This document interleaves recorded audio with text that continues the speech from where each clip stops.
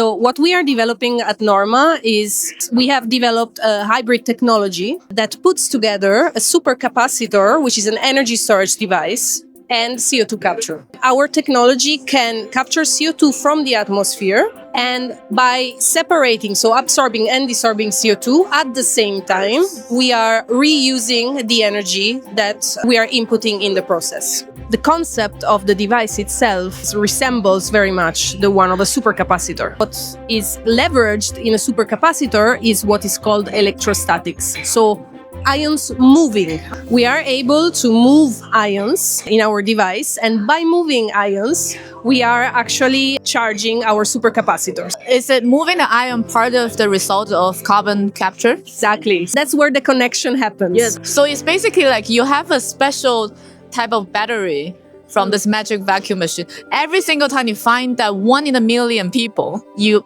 get a reboot of your battery. Every time we find the CO2, so one of those 422 people, our vacuum cleaner is very, very happy and continues going on with the energy that already has. This exceptional female scientist, who the people that I admire the most, and she is going to receive an award on this Friday, which is a Global Women Inventor and Innovator Award. That's what makes me hopeful, okay? A girl with a little bit of creativity meets climate change. So what are we going to do about it, right? Yeah, we need to solve it. You're listening to Bite Size Climate Tech, Season 4. Let's dive in. Time to make climate cool again.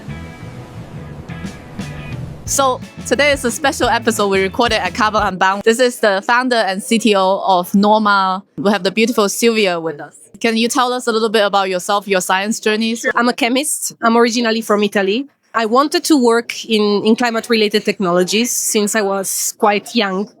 That's why I started working and specializing in atmospheric chemistry. I previously co-founded another startup on methane capture and conversion based on a technology that I co-invented. And then I specialized on CO2 capture and conversion. After my PhD in CO2 conversion, I started collaborating with Marble, which is a startup studio based in Paris. And we wanted to tackle the main problems of direct air capture. So that's where Norma was born. Yeah, we've interviewed a lot of direct air capture company, but their technology is quite special and unique. So we're going to talk about this topic, turning carbon capture into a rechargeable battery. That's the core of your technology, right? Yes, exactly. So what we are developing at Norma is what we call supercapacitive carbon capture. We have developed a hybrid technology that puts together a supercapacitor, which is an energy storage device, and CO2 capture. Our technology can capture CO2 from the atmosphere or any other source of CO2.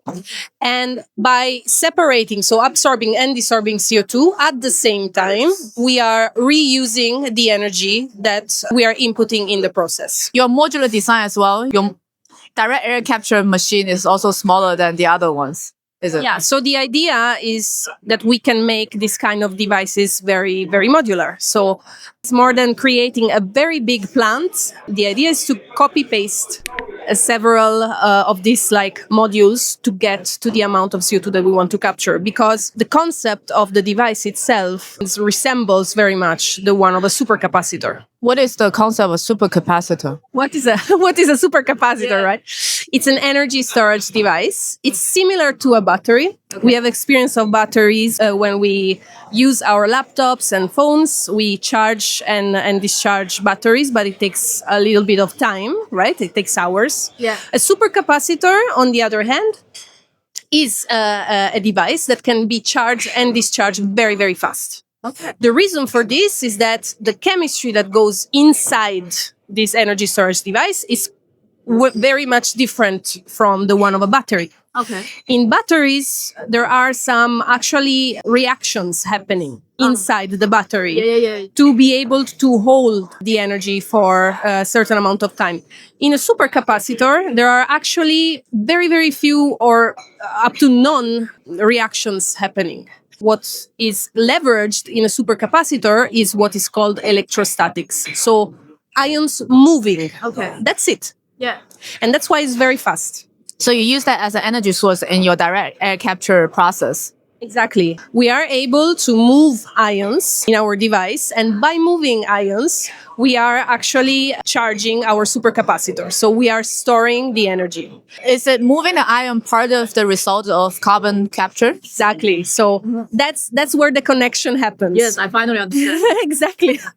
So the connection is when you think, hey, if I put CO2 in water or in a solvent, CO2 turns into ions, bicarbonates and carbonates. So those ions can actually, be moved following the principles of electrostatics.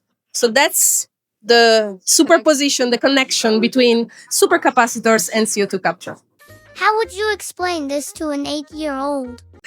Okay. Imagine we have a big box or maybe a vacuum cleaner, a big vacuum cleaner that takes a lot of air, intakes a lot of air. Yeah. Now, what we are searching for with this vacuum cleaner is CO2.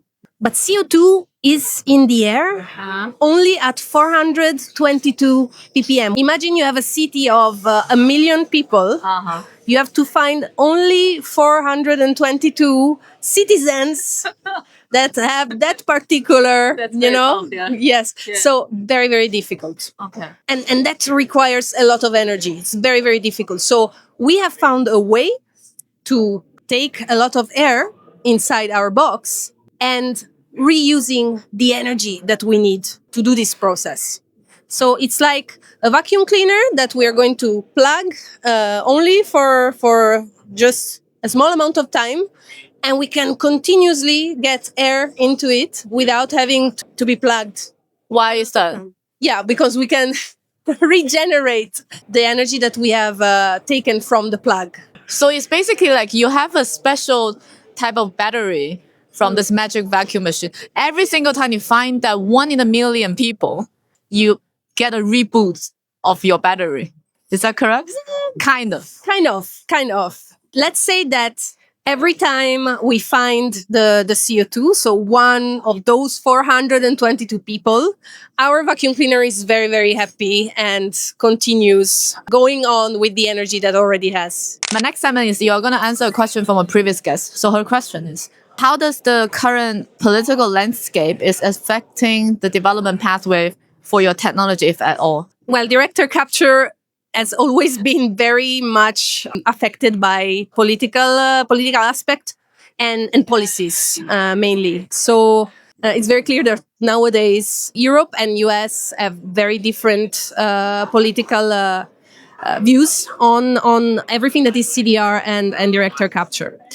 It is having an impact for sure. 2025, specifically for director capture, it's a year of quite a bit of an insecurity, not only on investors, but also us, the ones who are developing technologies. Why? Because funding is, getting a little bit more picky, more specialized. It's a little bit more difficult to get funding and to get political environment. absolutely and to get things going, technologies, developing technologies. So we are expecting specifically for director capture a little bit of surge among yes, absolutely. I would like really to say, which is something that it's quite normal for new technologies, because new technologies, as you know, they go through a pathway of initial development, excitement, but then at some point there's the clash with reality, right? But of course, the political situation, specifically with the US and what's going on there, it's not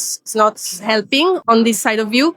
What we would need is that investments and investors continue believing in director capture, because as we've seen with other technologies, this is not the end of these kind of technologies.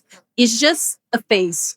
Everyone in the space has to help specifically the technology developers to navigate this, because it's complicated. I think all the technology goes through, as you say, the cycles, and the idea of this podcast is to broadcast and amplify the message we can say outside of people in climate as well, inspire the future generations of scientists and engineers. If you can leave a question for the next guest. If you could write a very short playbook, 5 steps on how to bring the technology that you're developing from TRL 2, let's say, to TRL 6 or 7, what would you do? Very specific question. Great. The next segment is why did you start working in climate? It has always been a dream for me to develop technologies and then seeing them take shape in real life. When I was studying chemistry, I just found myself deep within the climate. Was there a moment or a day or a story? No, not really. No. A lot of people ask me this. No, not really. It was more like a natural development. I've always liked to invent and see technology, see ideas take shape in reality. I just applied this to climate change because it's the problem of our generation. So I would say a girl with a little bit of creativity meets climate change. So what are we going to do about it, right? We need to solve it. Okay. It's a perfect time to leave one sentence of hope for our audience. Okay, my sentence of hope, it's also a little bit punk. The sentence is very short. DAC is not dead. Okay, that's one sentence of hope. Let's make climate cool again. Bye-bye.